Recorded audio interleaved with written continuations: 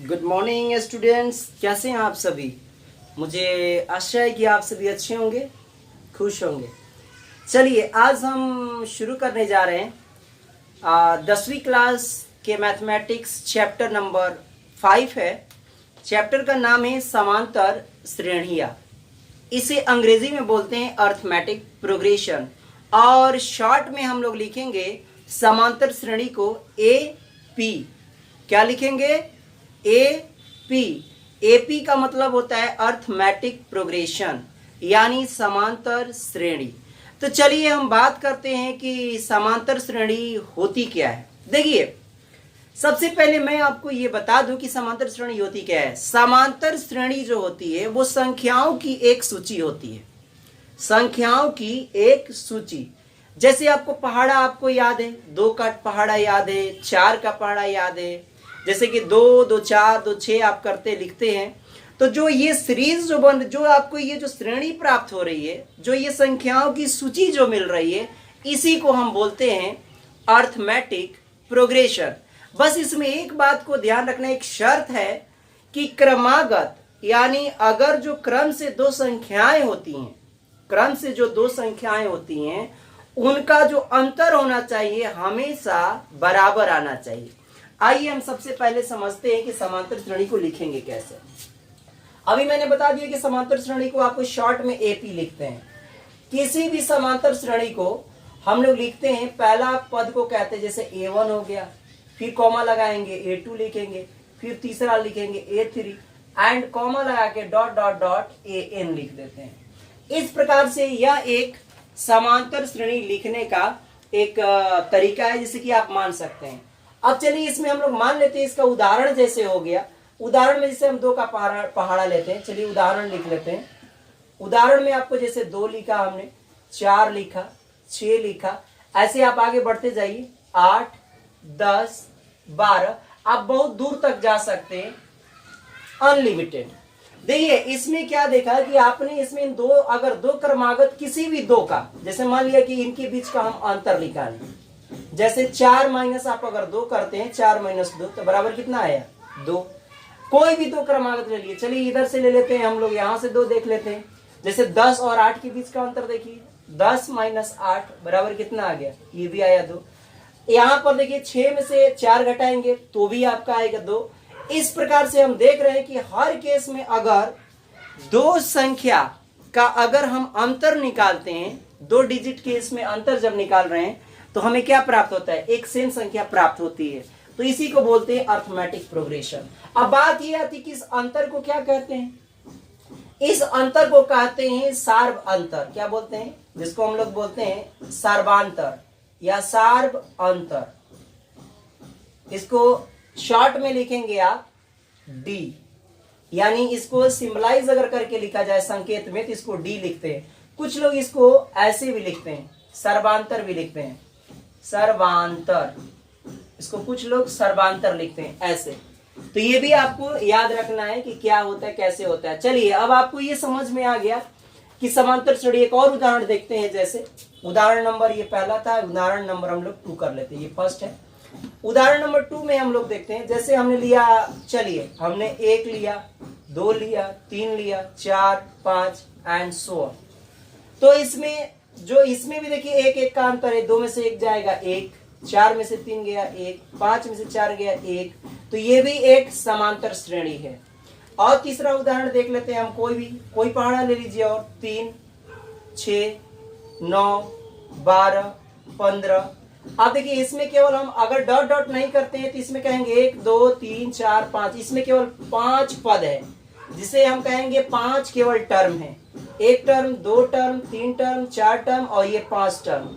ये कहलाता है पहला पद। अब बात ये आती है कि पहला पद को किससे सूचित करते हैं? तो इसे बोलते हैं हम लोग पहला पद। पहला पद को हम लोग A से सूचित करते हैं, और ये कहलाता है अंतिम पद। अंतिम पद, इस अंतिम पद को हम लोग AN कहते हैं, जैसा कि आपने यहां मैंने दिखाया है कि AN। चलिए तो इसको आप लिख देंगे A, या सफिक्स में N लिखेंगे, AN, या कहीं कहीं आपको लास्ट पद लिखा जाता है L से भी सूचित किया जाता है। तो ये आपको पता चल गई कि एक समांतर श्रेणी किस प्रकार से लिखी जाती है। समांतर श्रेणी यानी संख्याओं की एक सूची को क्या कहते हैं हम लोग, समांतर श्रेणी।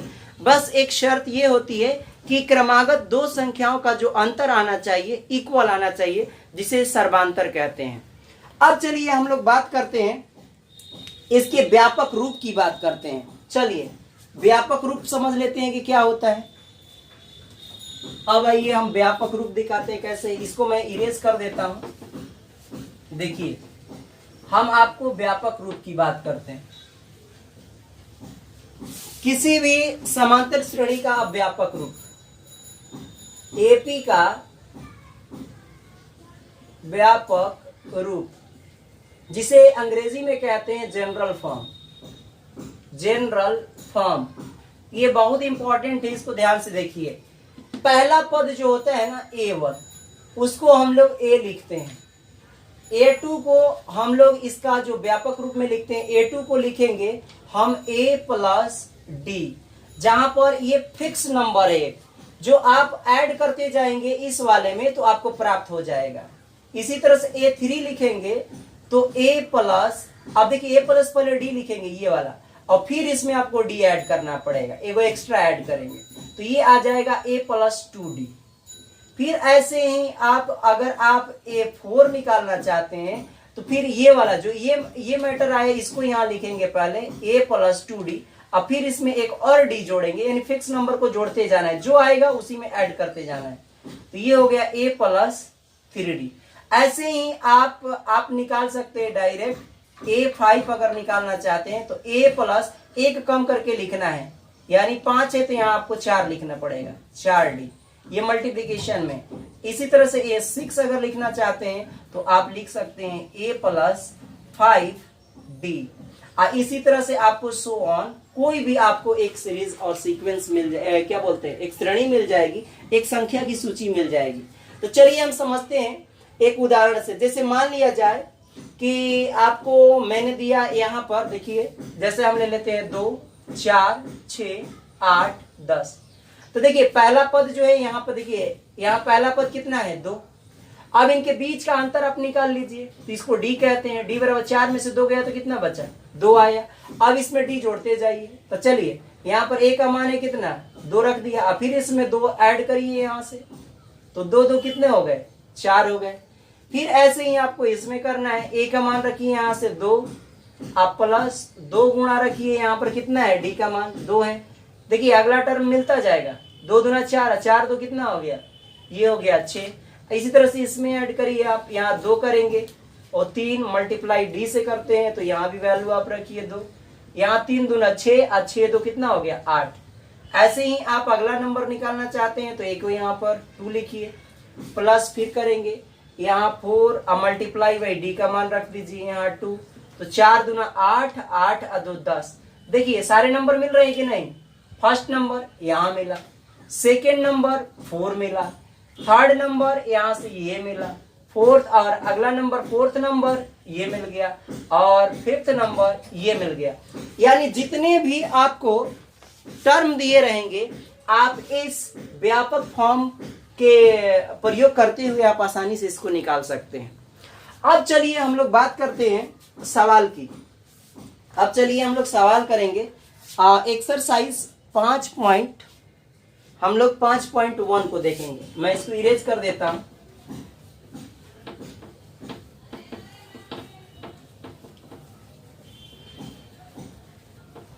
मैं इसको इरेज कर देता हूं।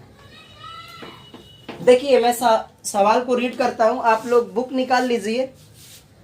सवाल नंबर मैं पहला देखता हूं। देखिए क्या लिखा है सवाल में, निम्नलिखित स्थितियों में से किन स्थितियों में संबद्ध संख्याओं की सूची एपी में है, यानी अर्थमेटिक प्रोग्रेशन में है, और क्यों। आपको कारण भी बताना है कि क्या ये एपी में है कि नहीं, सूची को बताना है कि एपी में है कि नहीं। पहला मैं इसमें सवाल पढ़ रहा हूं, इसमें टोटल 4 सवाल है। फर्स्ट वाले क्वेश्चन में टोटल 4 आपको प्रॉब्लम्स दिए गए हैं और हम लोग इसका सॉल्यूशन करेंगे। आइए देखते हैं। फर्स्ट नंबर हम रीड कर रहे हैं। पहला नंबर है, प्रत्येक किलोमीटर के बाद का टैक्सी का किराया, जबकि प्रथम किलोमीटर के लिए किराया 15 रुपया है। यानी कहने का मतलब है कि आप यहाँ से 1 किलोमीटर जाते हैं तो उसका जो किराया लग रहा है वो 15 रुपया। शुरू में किराया कितना है? 15 रुपया। इसका मतलब ये है कि A1 दे दिया, A1 का मान कितना हो गया? 15 रुपया। और प्रत्येक अतिरिक्त किलोमीटर के लिए किराया 8 रुपया लग रहा है। यानी 1 किलोमीटर का 15 रुपया, फिर उसके बाद 8 रुपया आपको लग रहा है। तो वैसे ही ये पता चल रहा है कि इसमें एक फिक्स नंबर ऐड किया जा रहा है। शुरू में 15 रुपया, फिर उसमें 8 ऐड करते चले जाइए। जो नंबर आएगा फिर 8 ऐड करिए, जो नंबर आएगा फिर 8 ऐड करिए। ऐसे ऐसे ऐड करते जाएंगे तो आपको एक सूची मिल जाएगी संख्याओं की। और ये बताना है कि क्या ये एपी में है कि नहीं, यानी समांतर श्रेणी में है कि नहीं। तो सबसे पहले समांतर श्रेणी में चेक करने का सबसे बेस्ट तरीका होता है कि उसका सर्वांतर निकालिए। अगर सभी सर्वांतर आपस में बराबर आते हैं तो हम कहेंगे कि दी गई जो संख्याओं की सूची है वो एपी में है।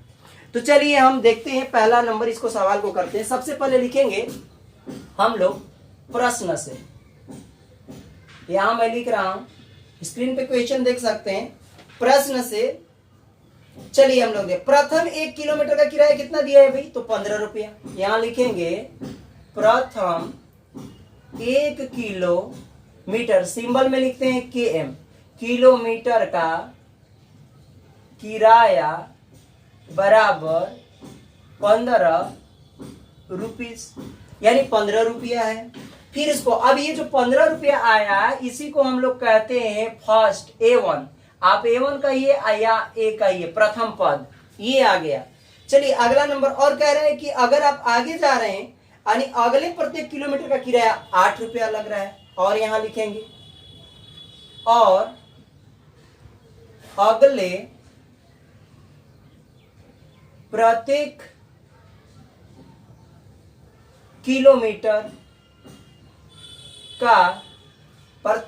किलोमीटर का किराया कितना लग रहा है? किराया 8, किराया बराबर 8 रुपया। अब 8 रुपया लग रहा है, इसका मतलब ये कि प्रत्येक 1 किलोमीटर में आपको 8 रुपया जोड़ते जाना है। यानी ये मिल गया आपको डी, एक तरह से मिल रहा है। समझिए, केवल अभी समझने के लिए, ये सब लिखने की जरूरत नहीं है, फाइनल हम लोग करेंगे लास्ट में, ठीक है ना। तो हम लिख सकते हैं, चलिए हम लिख सकते हैं, हम लोग क्या लिख सकते हैं? हम लोग लिख सकते हैं A1 बराबर, A1 का मतलब क्या हुआ? 1 किलोमीटर का किराया। 1 किलोमीटर का किराया कितना लग रहा है? बुक में दिया है, रीड करिए क्वेश्चन में, 15 रुपीस। अब बताइए A2 क्या हो जाएगा?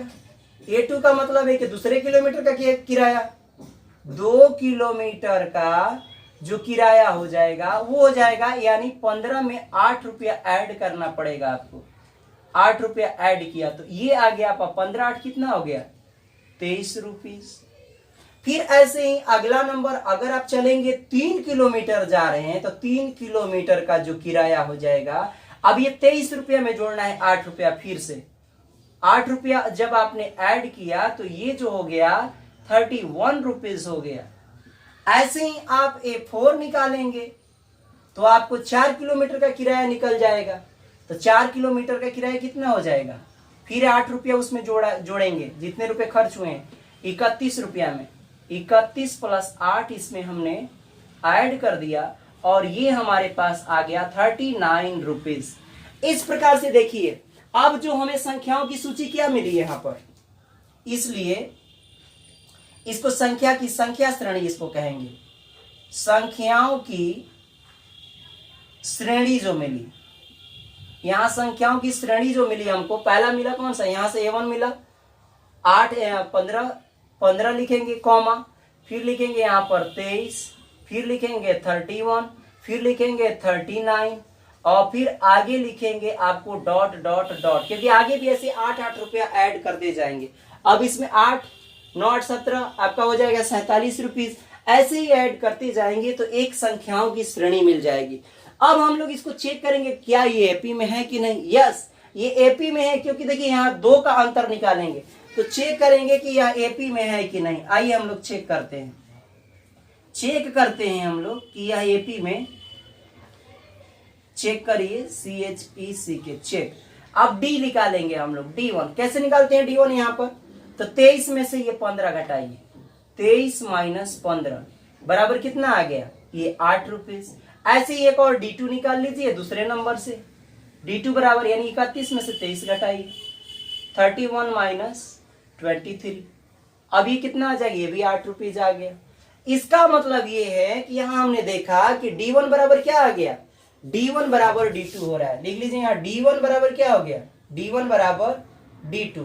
अतः हम लिख सकते हैं कि दी गई जो संख्याओं की श्रेणी है वह एपी में। तो लिख लीजिए आंसर यहां पर। अतः संख्याओं की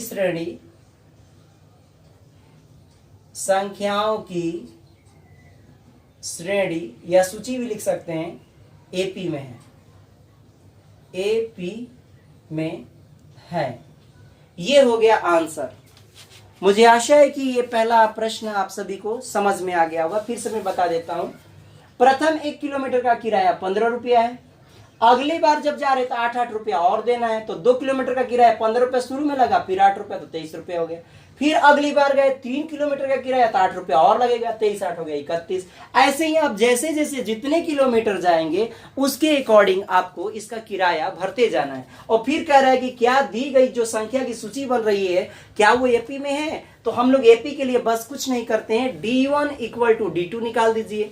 D1 का जो फॉर्मूला होता है मैंने पहले भी बताया था कि A2 माइनस A1 होता है। इसी तरह D3 का फॉर्मूला होता है अब जब D3 आपको कहा जाएगा निकालने के लिए तो उसके पहले अगले वाले टर्म में से 1 घटाते चले जाइए, तो इससे आपको उत्तर प्राप्त हो जाएगा। तो चलिए अब हम लोग देखेंगे नेक्स्ट क्वेश्चन। ठीक है, इतना को मैं अभी कट करता हूं और फिर आपको अगला सवाल करवाता हूं। ठीक है, चलिए।